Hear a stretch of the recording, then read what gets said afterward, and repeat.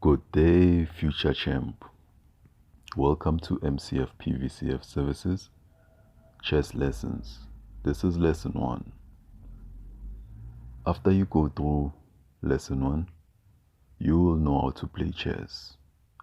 So there's 12 lessons in total. But after you go through lesson 1, you'll know how to play chess, as I've mentioned before.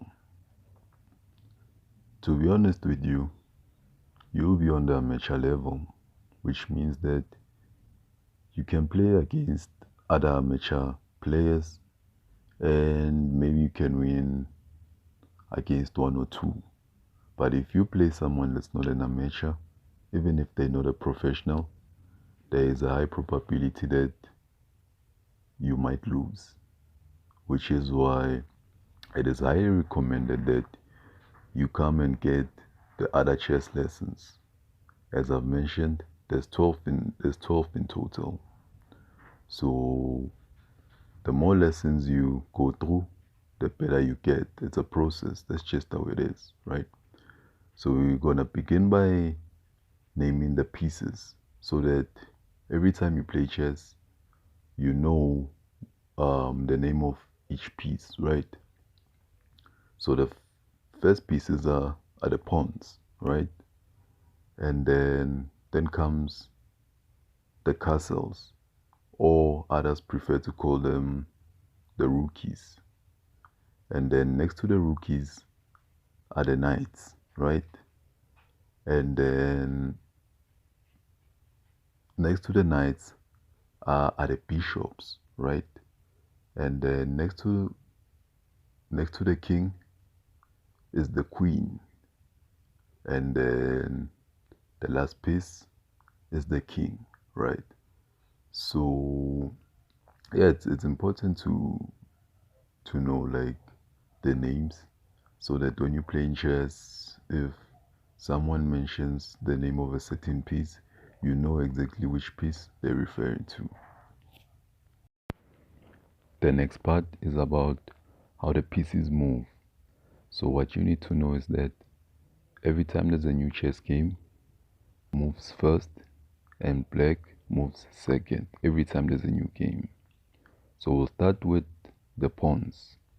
So when there's a new game, the pawn has two options. When it starts, it can either move 2 blocks or it can move 1 block only when it starts.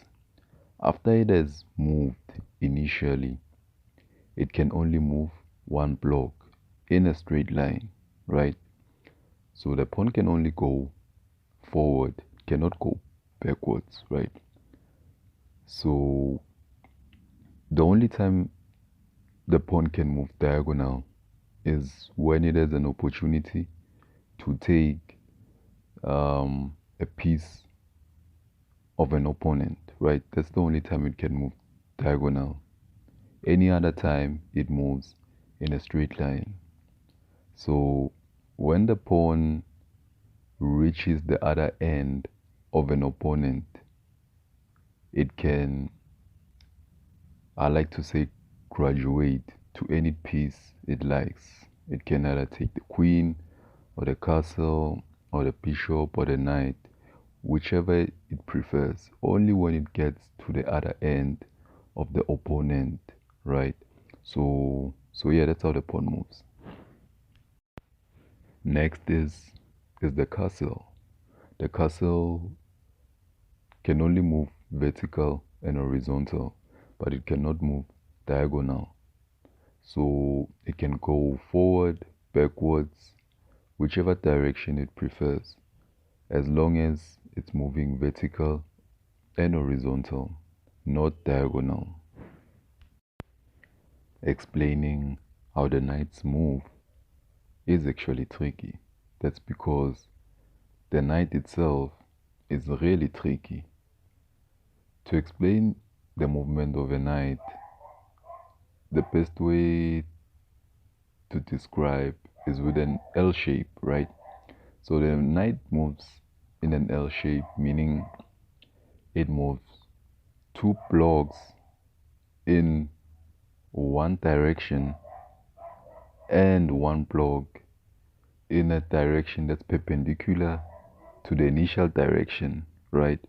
So the best way to see is to like check the chessboard, right? So L shape, that's the best way I can describe the movement of a knight, yeah.